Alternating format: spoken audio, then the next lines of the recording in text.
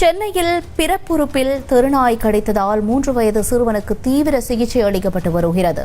சென்னை நெற்குன்றத்தில் வீட்டின் முன்பு விளையாடிக் கொண்டிருந்த 3 வயது சிறுவனை தெருநாய் கொடூரமாக கடித்துள்ளது. குழந்தையின் தொடை பிறப்புறுப்பு பகுதியில் நாய் துரத்தி கடித்ததால் படுகாயத்துடன் சிறுவன் எழும்பூர் குழந்தைகள் நல மருத்துவமனையில் அனுமதிக்கப்பட்டுள்ளார்.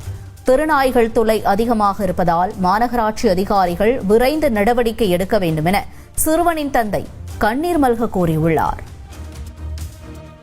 என் குழந்தை ஒன்று விளையாண்டுக்கிட்டு இருந்தா குழந்தை அப்போ தான் குளிச்சுட்டு வெளியில் போனேன் ரோட்டுக்கு.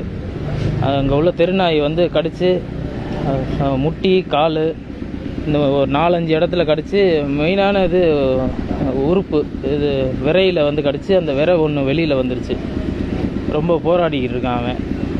என்ன சொல்கிறதுன்னு தெரியல. ரொம்ப கஷ்டமாக இருக்குது பார்த்தா.